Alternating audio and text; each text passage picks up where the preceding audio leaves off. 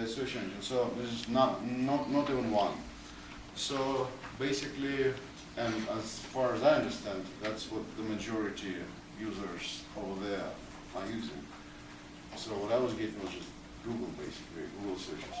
So I was just simply not getting the majority of the Chinese users just because... Chinese is ZH? ZH. Okay. ZH, right.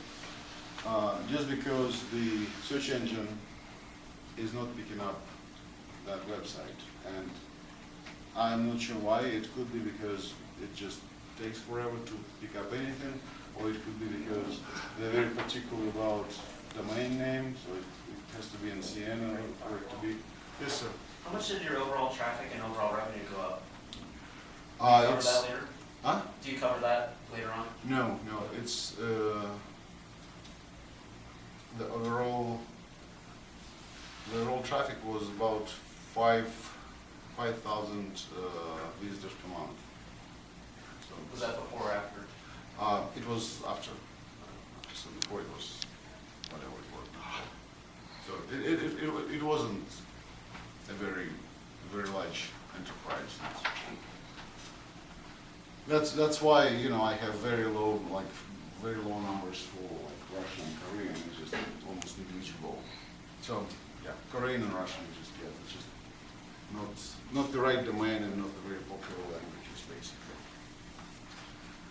And the revenue. So that was basically traffic mostly numbers.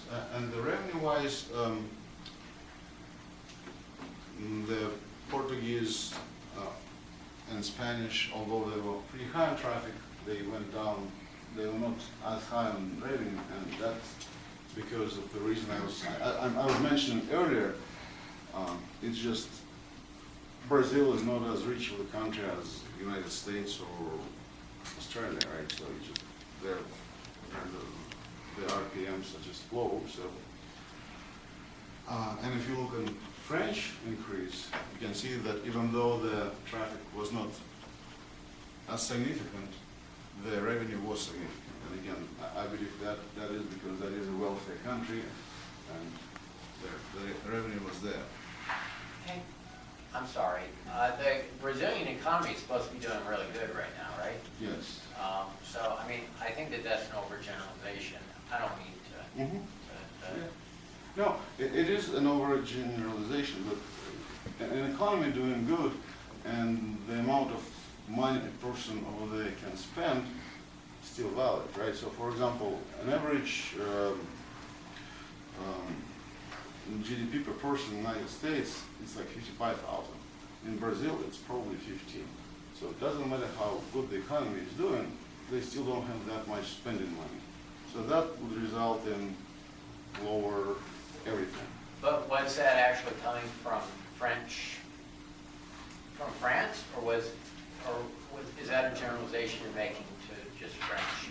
Oh, that revenue is from French, from France. Okay. Yeah, it's based off the IP, right? Like that's how you're doing geo. I'm basically looking at what Google Analytics reports, right? So I don't claim how they do it, but like, yeah. So were you saying that the Portuguese speakers are coming from Brazil or from Portugal? There are some from Portuguese, very insignificant number. Most of them is Brazil, like I don't know, 95% probably. And the same like with Spain. From Spain, again, 5 to 10%. Everything else is Latin America and the United States. Latin South, basically, and the Americas.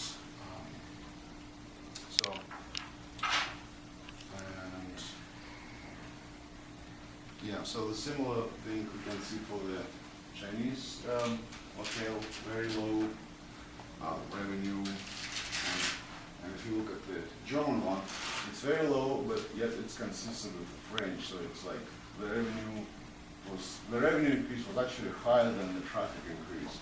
So I think that kind of justifies my idea about wealthy country versus poorer country. But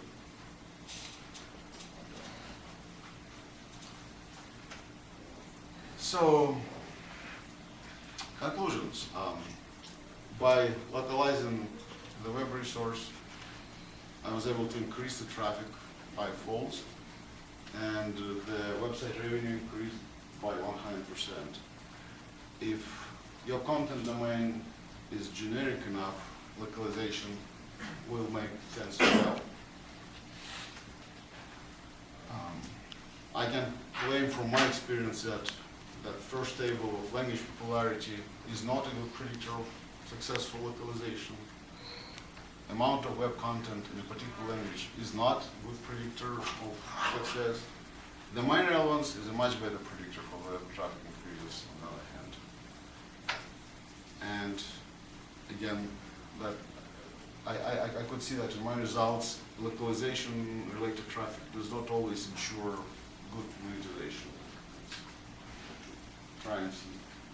Yes, sir. Anecdotally, did you, were you able to see what kind of things are being advertised? No. I'm wondering if there's also a correlation there of like, per those different geolocations and languages, like what is the actual inventory that Google has available, and is it, you know, No. happen to be something expensive or something much more discretionary where I'm more likely to buy it or click or be interested versus potentially in Portuguese they have much less inventory of advertising, and I have no idea. I'm just Like, again, my personal experience is that you get 30–50% of things that are tailored to you. So if somebody in Brazil would be wealthy, they would be tailored with expensive items. On average, they're not, right? But the other 50% would be something related to the keywords around the page, which with this domain, it's I think it's not the best. Genealogy domain is very low. So the revenue could also be related to whether or not they have a Google account, because Google does, they know all of your website history, they can better target you. Whereas in Japan, most people traditionally have a email address from their cell phone provider, Okay. and they generally don't use Gmail. So they have Okay. less ability to target ads in Japan. That could be a factor. Okay, interesting. Okay. Yeah, I mean, I honestly, I haven't checked. I don't know if that's just the specific of my experiment, or as far as this Japanese traffic versus revenue, or it's general for all Google in Japan, for all Google driven websites. But that would be a good explanation for general issue of the market. Yes. Yes, sir. When you speak in terms of domain relevance, you're talking in terms of content? Yes. Yes. Like I was saying, like American last names, that would be relevant to Americas. Right? If you have some travel website, that could be relevant to the whole world, or just what could be interesting for the whole world, no matter where you travel, basically. But again, if you have some local law firm in, I don't know, in Vietnam, maybe not so much. Yes. Are you toggling the language automatically based on the user's preferred language, or do they have to set that? No. What it is basically it's not to tailor the right content to the user. It is let the search engine find the content. So once the search engine finds the content, it will get They whatever distribute content it you directly. found. Because right now, you can go to a random language website and you can say translate, and it will give you a decent actual translation that you can find your way around it. But the problem is that you can't find this website unless you search in the right language. That's the problem. So, as a matter of fact, sometimes it will. In very rare cases, some websites in some language, but I've seen it a few times. But in general, no. In general, you have to search in the right language to find it. But once you found it, yeah, you get the language. You don't need to tailor anything, and that's what I was trying to accomplish. How did you tailor the languages to the different search, or I guess I'm wondering how the search engines find, like how does, like with your Chinese example, I wonder if the Baidu search engine was just initially finding the English-only version of the website. Like, I wonder how it's structured. Well, the structure is actually, see, here. Yeah, if you can look over here, right? You can see that there is this GA after .com. Mm-hmm. So that's, this GA signifies the language. And as far as I remember, Google recommends 3 ways of doing that.